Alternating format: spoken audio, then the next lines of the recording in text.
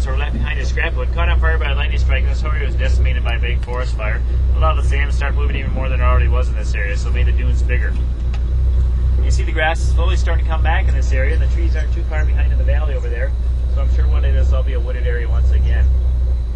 These stumps we call dune wood because of the sharp and jagged edges that the wind and sand create as they sandblast these things year after year. It's a little bit different than driftwood, which rolls around and the surface gets a smooth edge to it. And if you've been out here in the heat and sun long enough, like some of us drivers have, you start seeing things in these stumps. So I put it out a few that we splattered over the years. Right over here to the right, at the very top of this one, there's 3 holes, kind of looks like a ghost looking at us right there. That's the ghost of Silver Lake. About halfway down, there's a dark knothole. That's the eye for an alligator. His mouth goes out to the right.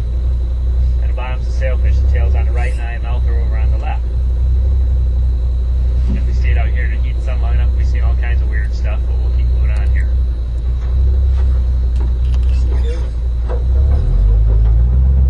Top left, stick.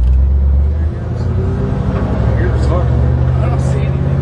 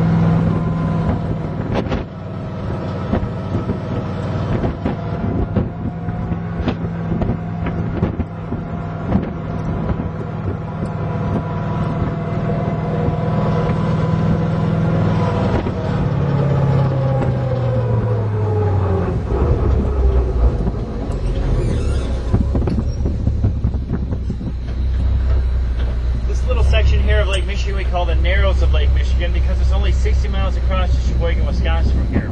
I always tried swimming across here, got halfway across, got tired, and I'll swim back. I'll try it again though someday. If you look at the map of the state of Michigan here on this western shoreline, there's 2 bumps. They stick out about 6 miles farther than the normal shoreline does. We're in the lowest one right here, this little Sauble Point that we're on. And up north of Bennington is Big Sauble Point. To make sure ships didn't run aground in these areas, they built lighthouses. About a mile and a half south there is Little Sauble Point Lighthouse. It's 115 feet tall. It's one of the tallest working lighthouses on Lake Michigan.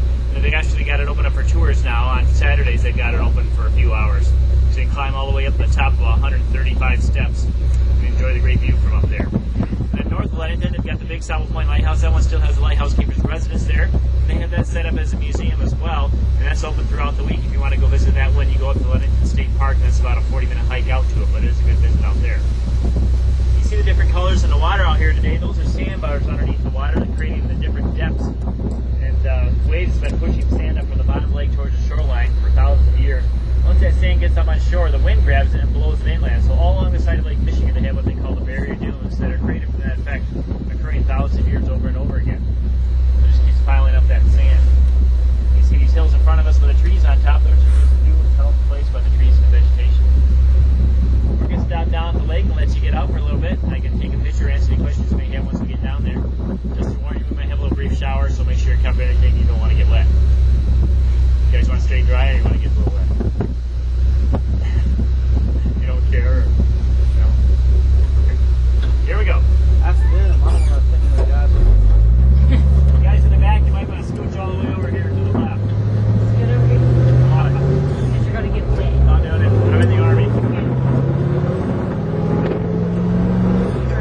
Don't get wet.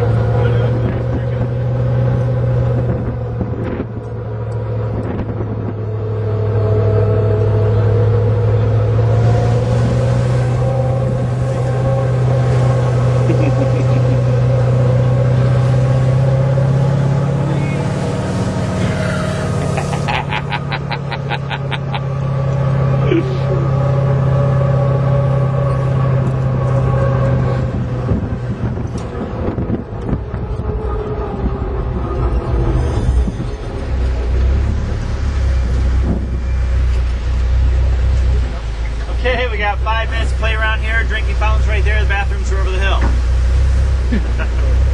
If you gotta use the latrine, as we call it, instead of latrine. Tough crowd.